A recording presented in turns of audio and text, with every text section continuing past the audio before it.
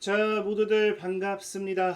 강태공입니다. 자, 금일은 삼성전자를 지금도 외국인만 계속 팔고 있습니다. 그래서 제가 오늘 방송하는 거는 뭐 삼성전자의 주가가 급락이 나올 거다 이런 게 아니에요. 오늘도 다시 말씀드리지만 최근 제가 삼성전자에 대한 방송을 했던 것처럼 저는 이제 목표 가격을 일단은 얼마? 저는 이제는 30만 원까지도 보는 사람이에요.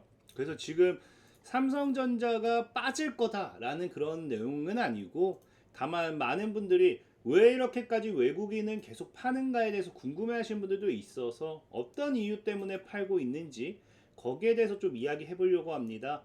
그래서 방송 전 늘 말씀드리는 여러분들의 좋아요, 구독하기, 댓글까지는 너무나 많은 힘이 된다라고 말씀드리면서 오늘 방송 시작해 보도록 할게요. 자, 일단 삼성전자가 드디어 이제 또 20만 전자도 찍나라고 하면서 오늘 19만 원대를 돌파를 했습니다. 굉장히 강한 상승이 나와준 거고요. 사실 중요한 거는 굉장히 오래 걸렸어요. 제가 예전에도 방송을 좀 진행을 했었죠. 저는 삼성전자를 1년 전부터도 20만 원 간다라고 말씀을 드렸고, 그렇기 때문에 삼성전자 무조건 사 모으세요 라고 또 이야기를 했던 건데, 지금 삼성전자가 그 당시 아마 소개했을 때가 지금 여기였죠. 여기서 소개를 시켜드리고 지금 거의 20만원까지 가는 중이니까 거의 3배에서 4배, 정말로 오래 걸린 것 같아요. 상승한 게 굉장히 많이 더뎠다라고 보고 있는데, 중요한 거는 그 삼성전자가 지금 그래서 이렇게 잘 올라가잖아요. 그러니까 여러분들이 계속해서 최근에 궁금해하는 게 이거예요. 삼성전자가 이렇게 잘 올라가는데 이 시점에서 뭐 하고 있다? 외국인은 계속해서 팔고 있다라는 거예요. 그래서 실질적인 삼성전자의 수급을 본다라고 하면은 계속해서 이제 저항대를 맞고 있다가 신고점 돌파가 고가 돌파가 나오고 이제 순간부터 해서 올해 들어서 뭐 한다? 외국인들이 삼성전자를 이렇게까지 팔아 넘기고 있다라는 거거든요. 그럼 삼성전자가 우리가 봤을 때는 우리가 모르는 악재가 있나? 왜 이렇게까지 매도를 하지? 라고 생각할 수도 있는데, 사실은 엄청난 악재가 있는 건 아니에요. 악재가 있는 건 아닌데, 그래서 삼성전자는 지금도 말하지만 다시 뒤에서도 설명드리지만 저는 목표 가격 30만 원 봅니다. 목표 가격 30만 원 보지만 일단 지금 외국인이 파는 이유만큼은 여러분들이 알고 가야지 이게 조정을 준다 하더라도 지금이 아름다운 조정이구나 뭐 그런 걸 생각할 수 있으니까. 그래서 삼성전자 그럼 지금 왜 이렇게까지 매도가 나오는 건가 보면은 첫 번째는 너무 간단해요. 일단 첫 번째 같은 경우는 이제 환율에 대한 리스크죠. 지금 보다시피 과거에 25년도에 이제 환율이 이제 급격하게 상승하던 상태에 삼성전자에 대한 매수세가 굉장히 강하게 들어왔어요. 왜? 저희도 말했지만 환율이 이게 막 1,500원 돌파하고 1,600원 돌파하고 하면은 기존의 삼성전자를 이제 우리가 1,400원에 환율 이제 달러가 더 강해진다는 거죠. 그러니까 기존에는 그러니까 예로 들면은 1달러로 삼성전자를 한 주 살 수 있었다라고 하면은 0.8달러, 0.7달러로 삼성전자를 한 주 사게 되기 때문에 이런 환율 강세에 따른 미 달러 강세에 따른 메리트도 있었어요. 그렇기 때문에 이제 이렇게까지 환율이 올라가는 시점에 있어서 삼성전자에 대한 강한 매수세도 들어왔는데, 지금 차트적인 부분을 보면 알겠지만 현재 계속해서 뭐 하고 있습니까? 하방에 대한 압력을 키우고 있다는 거예요. 특히나 고점이 지속적으로 낮아지고 있죠. 그래서 한번 무너지기 시작하면은 정말 1,400원까지 금방까지도 환율이 지금 들어설 수도 있다라고 생각은 돼요. 그럼 이런 상황에서 문제는 뭐냐? 삼성전자의 주가가 올라가 준다 하더라도 결국엔 뭐예요? 환율이 빠지게 된다라고 하면은 이 환차익 리스크라고 하죠. 환차익에 따른 손실 구간이 발생할 수밖에 없어요. 그래서 26년도에 이렇게 들어서 환율이 이제 급격하게 하락하는 구간에 맞춰서 외국인들의 매도세도 같이 나온다라고 보시면 좋아요. 그래서 일단은 첫 번째는 이제 환율 하락에 따른 환차익, 환차익에 대한 회피입니다라고 보면 돼요. 환차익 손실을 사전에 방어하자라는 걸로 좀 보시면 좋고, 두 번째로는 지금 이제 삼성전자가 상승하는 이유가 가장 근본적인 이유가 이거죠. 이제 HBM4에 대한 부분이 이게 이제 삼성전자가 양산 출하를 시작을 했습니다. 그래서 오늘 같은 경우도 상승하는 게 사실상 최고 성능 우선 전략을 짠다라는 이런 이야기가 나와요. 엔비디아가. 이 말은 무슨 말이냐?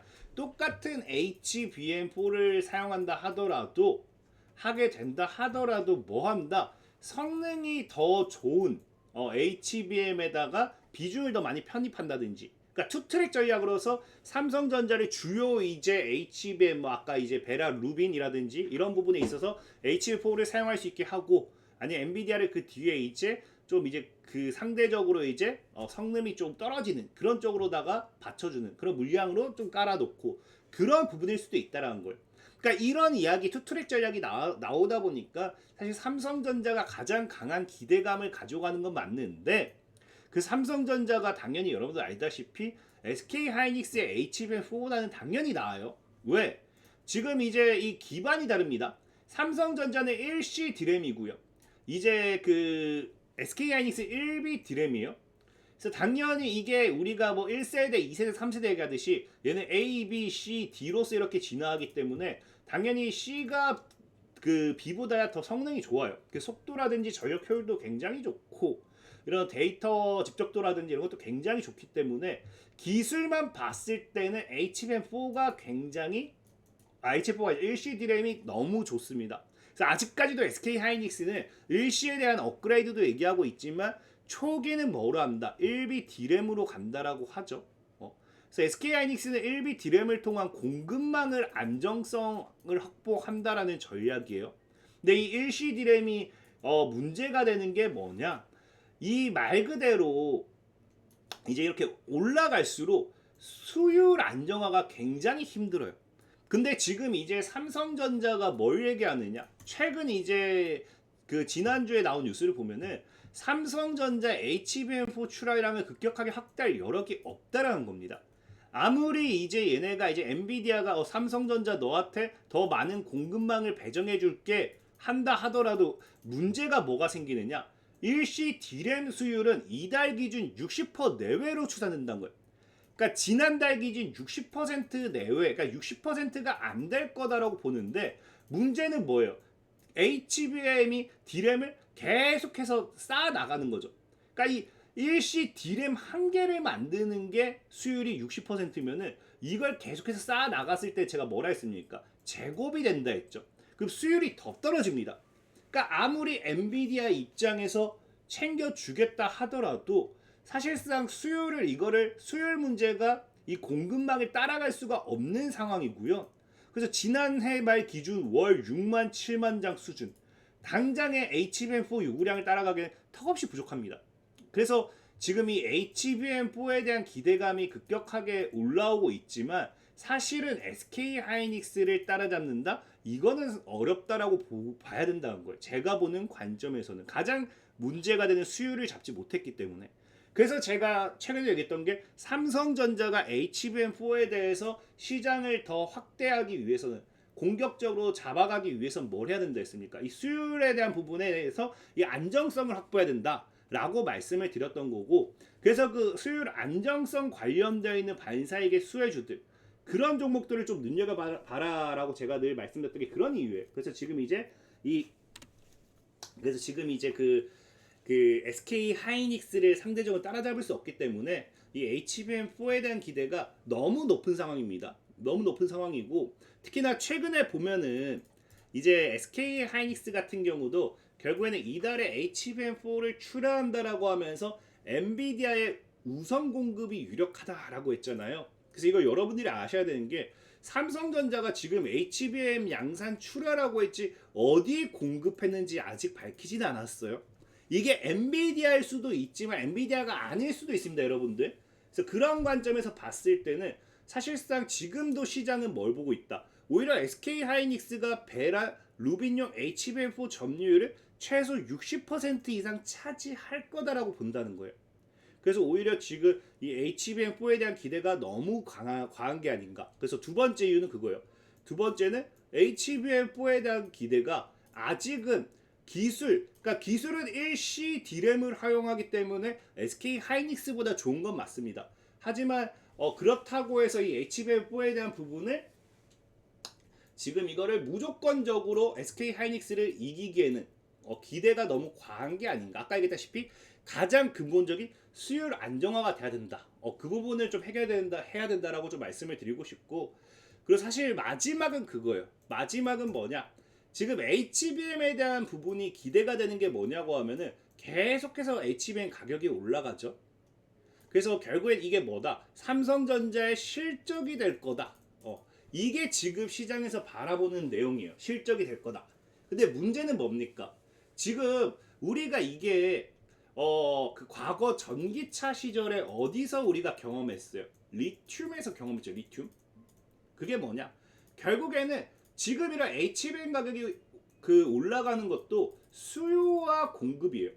그러니까 공급보다 수요가 엄청나게 많기 때문에 이 가격이 고가가 유지가 될 수 있는 겁니다. 고가가 유지가 될 수 있는 거고, 그리고 지금 보면 아시겠지만 결국 리튬 같은 경우도 과거에 수요와 공급이 이렇게 불균형하면서 엄청나게 올라갔다가 가격이 말도 안 되게 올라갔다가 확 무너졌죠. 물론 이제 HBM이 지금 리튬 같이 이렇게 된다라는 건 없어요. 왜? HBM은 일단은 진입 장벽이 엄청나게 높습니다. 근데 리튬은 진입 장벽이 굉장히 낮아요. 그래서 과거에 리튬을 뭐 생산한다, 이 광산을 확보한다 이런 기업들이 굉장히 많았던 이유가 그것 때문이겠죠.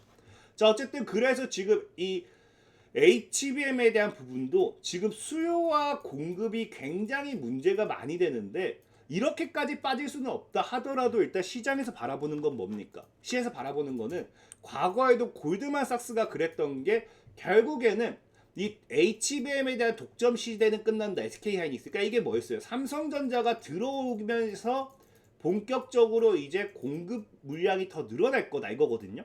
근데 이거 역시도 아직은 일단 수율이 안정적으로 확보가 되어야 되는 부분은 맞아요. 어쨌든 일단 삼성전자가 뭐 했다? 결국엔 HBM4에 들어오기 시작했다라는 거거든요. 그럼 이게 반대로 얘기하면은 이제 이 공급망이 증가하기 시작했다는 겁니다. 그래서 실질적인 시장은 이미 과거에 얘기했던 대로 가격 프리미엄이 사라질 거다라는 거예요.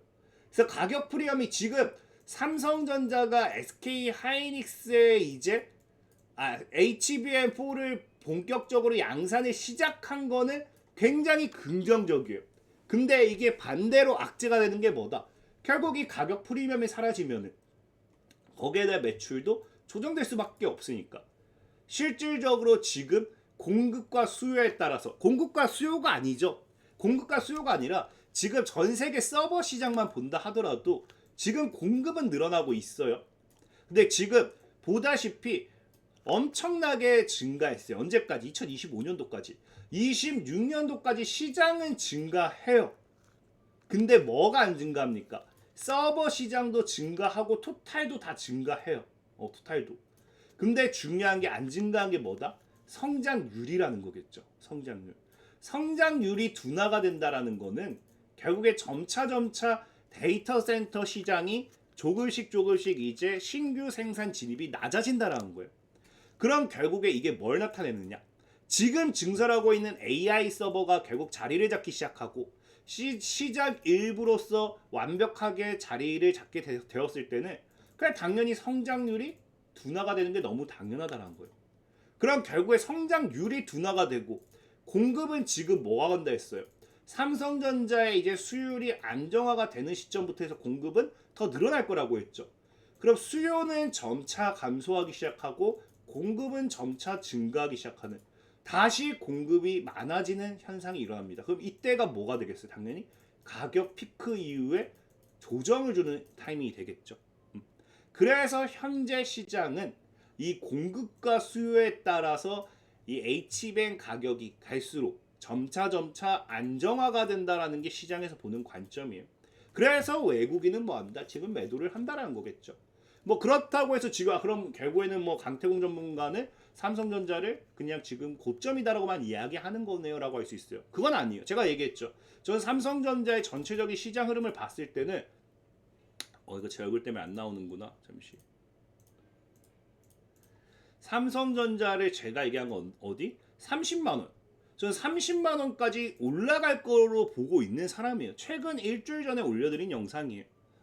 그래서 지금 삼성전자에 대한 저는 목표 가격은 크게 잡습니다. 근데 문제는 뭐냐? 얘기했죠.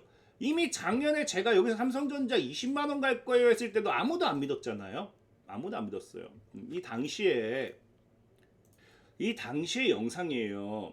삼성전자 20만 원 간다 했더니 태공님 그 여기 보이실라나? 그 안 보일 것 같은데. 태공님은 허풍이 너무 센 것 같습니다.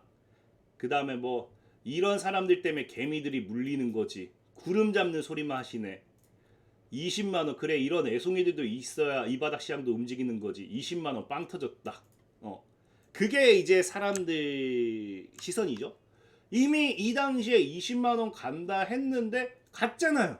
지금 아직 안 갔어요. 안 갔어. 근데 거의 이 정도는 솔직히 20만 원 못 가도 거의 갔다라고 해줄 수 있는 거예요. 근데 지금도 전 뭐라 했다고요?